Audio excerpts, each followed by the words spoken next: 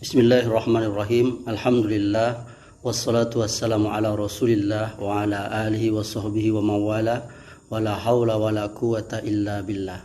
Saudara-saudaraku yang dimuliakan Allah, kita pada saat ini sering mendengar di ceramah-ceramah atau di media sosial, baik juga dalam bentuk tulisan di berbagai macam sumber, yakni tuduhan-tuduhan yang dialamatkan kepada orang-orang atau kelompok yang diberi gelar Wahabi.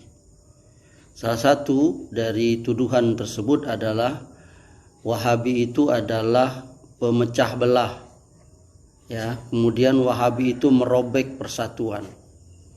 Ini adalah satu tuduhan yang tidak mendasar sama sekali dan tidak memiliki bukti yang otentik atau yang nyata.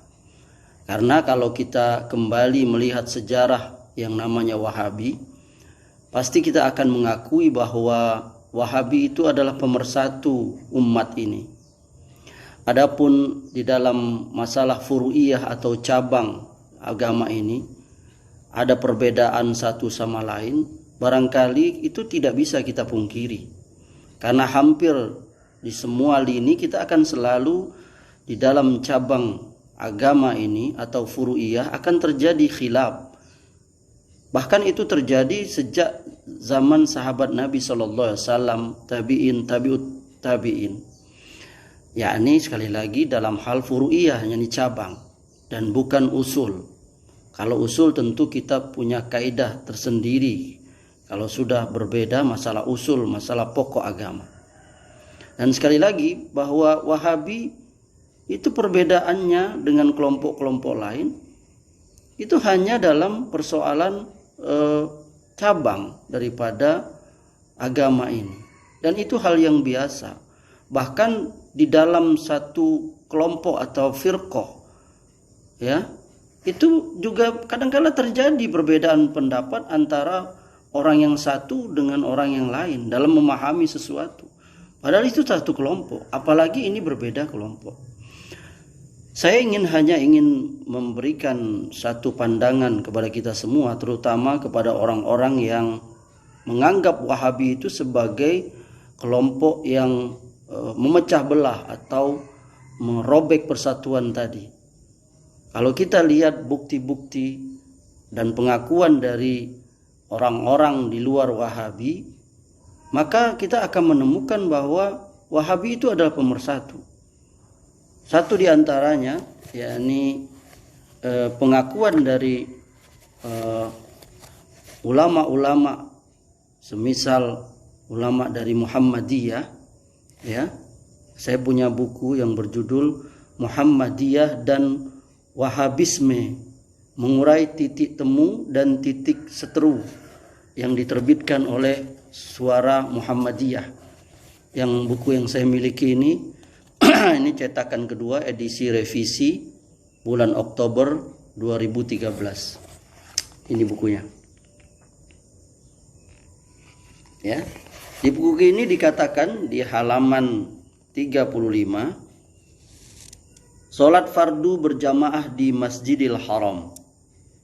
Dalam hubungan dengan sholat fardu berjamaah di Masjid Haram, ini mungkin bermanfaat kalau penulis tuliskan sedikit cerita kelam dari masa lalu yang alhamdulillah sekarang ini sudah tidak ada lagi.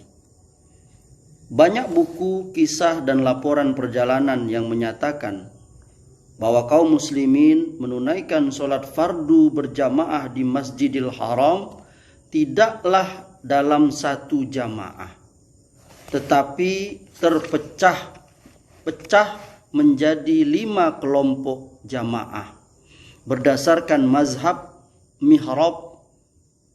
Imamnya telah dijelaskan di atas.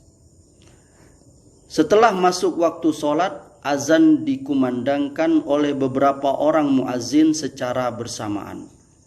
Ada yang menyatakan sampai 20 orang. Mereka berdiri di atas beberapa kubah dan 7 menara yang ada di 4 penjuru masjid. Muazin utama berada di atas kubah sumur Zam-Zam. Setelah dia mulai mengumandangkan azan, lantas diikuti secara bersahut-sahutan oleh semua muazin yang lain. Al-Zahrani, A'immah, halaman 111. Kemudian di halaman 40 buku ini dikatakan, pada tahun 1343 Hijriah atau 1925 Miladiyah, ketika dinasti Saudi di bawah pimpinan Raja Abdul Aziz Ibnu Abdurrahman Al-Saud dengan dukungan ulama Wahabiyah merebut Mekah dari kekuasaan dinasti Hasimiyah atau Syarif Hussein, mereka langsung menggabung seluruh jamaah solat fardu di Masjidil Haram menjadi satu jamaah dengan satu orang imam.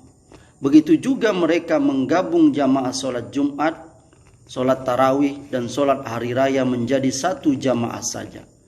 2 tahun setelah ini, tepatnya pada Rabiul Akhir tahun 1345 Hijriah, berlangsung pertemuan ulama Hijaz dan Najd, yang salah satu keputusannya meneguhkan kebijakan Raja Abdul Aziz Al-Saud yang memerintahkan pelaksanaan solat fardu di Masjidil Haram hanya dengan satu jamaah saja.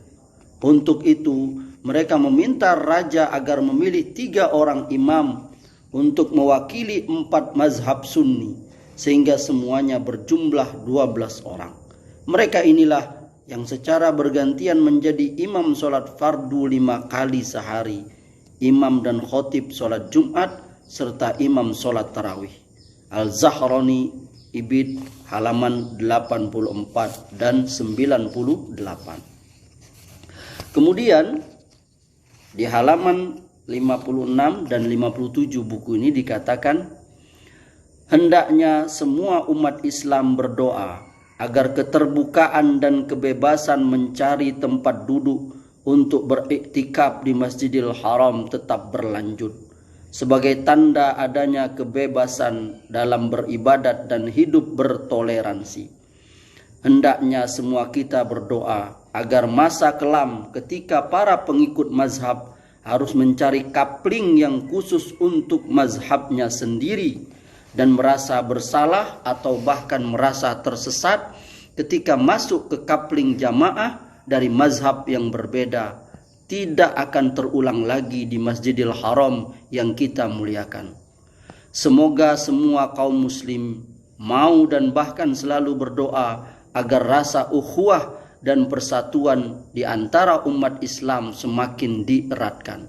Semoga kita mau berdoa agar di tengah masyarakat kita tidak ada lagi orang yang suka menuduh kafir atau sesat kelompok yang kebetulan berbeda dengan dia, sebelum dilakukan penelitian secara objektif dan sungguh-sungguh. Wallahu a'lam bissawab. Saudara-saudaraku yang dimuliakan Allah, dari apa yang saya baca dari buku tadi, dapatlah kita memberikan kesimpulan bahwa sebenarnya Wahabi itu adalah pemersatu, ya, dalam perbedaan-perbedaan. Dan kita tidak menafikan bahwa yang namanya di dalam agama kita masalah furu'iyah, terutama dalam masalah fikih, itu adalah hal yang luas. Dan tetapi kita juga wajib mengetahui bahwa persatuan adalah segalanya. Tetapi persatuan tidaklah menafikan kita untuk saling nasihat menasihati, baik antar sesama kita ataupun sesama kelompok dalam ranah ilmiah, tentu dengan adab yang baik. Semoga bermanfaat.